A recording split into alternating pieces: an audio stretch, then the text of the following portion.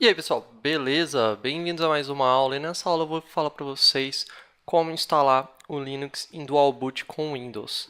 Você está vendo aí um slide, né, uma tela, né? Por quê? Porque eu não vou mostrar na prática como fazer isso. Por que que eu não vou mostrar na prática passo a passo? Porque vai ficar muito difícil eu gravar isso. Aliás, não vai ter como eu gravar isso, só se eu colocar uma câmera aqui filmando na tela do computador, não vai ficar bom, né? Então eu prefiro ir assim, cada caso vai ser um caso. Então vai ter gente que vai ter o Windows 7, tem gente que vai ter o Windows 8, tem gente que vai ter o Windows 10. Tem gente que vai ter proteção no boot que não vai conseguir fazer. Então assim, vão ser milhões de casos, né? Cada caso vai ser um caso. Então eu vou fazer assim, os passos teóricos, né? De como você deve fazer para ter o Dual Boot aí com o seu Windows.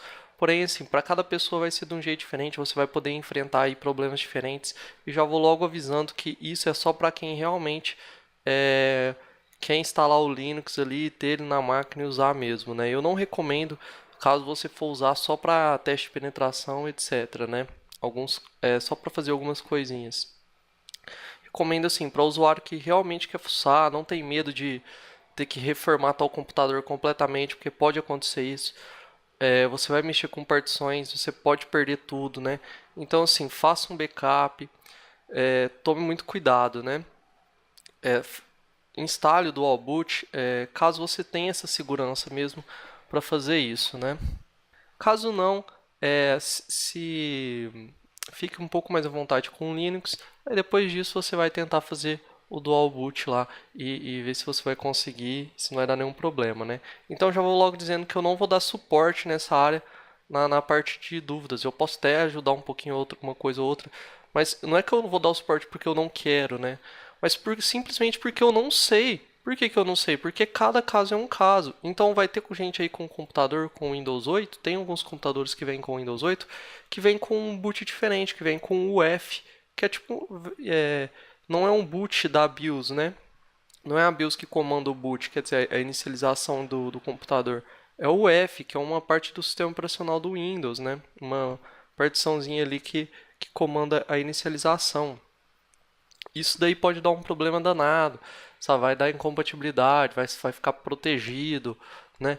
Então, assim, tudo isso você vai ter que procurar a solução para o seu caso por aí, né? Na internet você vai encontrar a solução para o seu caso. Aqui eu vou falar de um caso geral. Quem tem o Windows 7 vai conseguir fazer mais tranquilamente. Quem tem um computador aí com Windows 7 e tal, vai conseguir fazer com mais tranquilidade.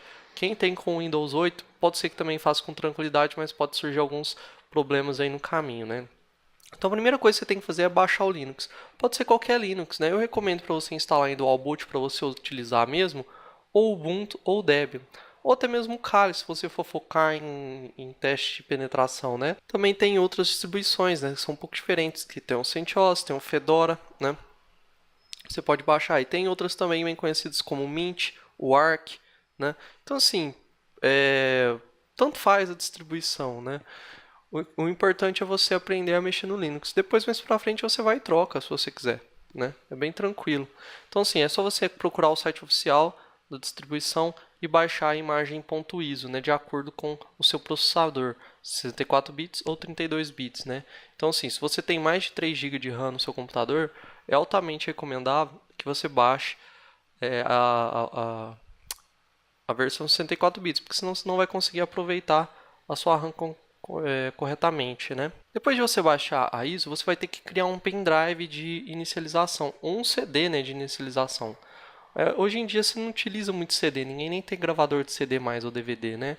Então assim, utilize um pendrive. E aí você pode, no Windows tem um programinha que chama Win32 Disk Image. Não é só você simplesmente pegar o pendrive, o ISO e jogar dentro do pendrive, né? Você tem que gravar isso como um disco bootável, né? E o Win32 Disk Image faz isso para você. Então ele vai lá, pega seu pendrive e transforma num disco bootável, né? Eu já falei sobre isso, sobre criar o pendrive para inicializar o sistema live, né? É aquele mesmo processo. O passo 3, você vai ter que fazer o quê? Colocar o pendrive, deixar ele, reinicializar o seu computador e bootar o pendrive. Para isso você vai ter que entrar nas opções da sua BIOS, né? E assim, geralmente quando você liga o computador vai aparecer algumas teclas ali, algumas opções para você digitar, né? E você vai entrar nas opções da BIOS. Geralmente é o delete, né? Mas pode ser o F1, o F5, o F10. Vai depender aí da sua BIOS, da versão da sua BIOS, né? Então, no caso do meu, que é o Dell, você entra lá nas opções de boot e coloca como primeira opção o pendrive, né? Então, assim, na hora que você fizer o reiniciar, ele vai inicializar o pendrive. E aí, geralmente, vai ter as opções de live, né? Que é você rodar o Linux direto do pendrive. Então, você nem precisa instalar ele numa outra partição, você pode rodar ele direto. Mas por que a gente vai precisar entrar na versão live antes, né? Para a gente entrar no Gparted, que é um programinha de particionamento do Linux. Você pode rodar um programa de particionamento de dentro do Windows, mas você vai ter que baixar um externo, né, um programa. Você não vai poder utilizar o programa nativo do Windows de particionamento. Por quê? Porque ele é muito limitado, ele vai acabar fudendo com as suas partições, né? E, e outra coisa, pessoal, muito cuidado nessa hora do Gparted, muito cuidado com o que você vai fazer com as suas partições, porque as suas partições é o seu disco rígido, os seus dados ali, né? Então, é estritamente recomendável, sim, não mexa em nada dentro de partição, não mexa com instalar nada disso antes de fazer o backup dos seus dados, né? E é o que eu disse, você tem que estar sujeito a qualquer coisa quando você está mexendo com isso, né? Pode ser que dê um pau lá no meio do caminho e aí você vai perder todas as suas partições, vai perder tudo e aí você vai ter que reformatar seu computador completamente. Às vezes você vai precisar até de ajuda de um outro computador para conseguir baixar as imagens do Windows, tal, para reinstalar o Windows. Pode dar problema, né? Então é uma coisa assim que eu recomendo para quem realmente está se sentindo à vontade em fazer isso, né? Então aí você entra no Gparted dentro do Linux Live, né? E aí no Gparted você vai e diminui uma partição qualquer lá, ou exclui uma partição e deixa um espaço livre para o Linux. Se você deixar 10, 20, 30 GB, já está ótimo para o Linux, né?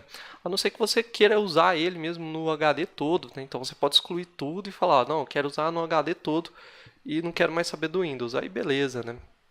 Aí você usa lá com 500, 1 tera, né? Mas se você quiser deixar só um pedacinho, 10, 20, 30 GB já está ótimo, né? Bom, aí você vai deixar esse espaço livre e aí o que vai acontecer? Você vai ter que fazer novamente um reboot e novamente botar o pendrive, né? Aí no passo 4 você vai fazer a instalação em si. Você vai botar o pendrive e em vez de você escolher a opção live, você vai escolher a opção install, né? Geralmente vai ser graphical install ou install mesmo, você vai instalar ali sem a interface gráfica, mas também não vai ser complicado, né? Vai depender muito da distribuição do Linux. E aí você escolhe a opção de instalação e vai seguindo, next, next, vai escolhendo a linguagem, vai configurar seu teclado, vai colocar o usuário e senha de administrador, né? Aliás, o usuário é root, mas você vai colocar a senha. Você também, alguns Linux vai pedir um nome de usuário comum, então você colocar seu nome, o nome do seu usuário. Alguns já vai tentar configurar a rede, mas geralmente não vai dar muito certo, né? É só você pular depois que você está dentro do sistema, você configurar a rede, né? E aí ele vai fazer o processo de instalação em si, vai demorar um pouquinho ali, uns minutinhos, e pronto, né? Seu Linux está instalado. Após isso você vai fazer um reboot, você vai reinicializar a máquina, e aí vai aparecer uma tela chamada Grub, que é o gerenciador de boot do Linux, né? O Linux instala isso para você no seu computador e ele vai gerenciar, ele vai falar assim, você quer entrar no Linux ou você quer entrar no Windows, né?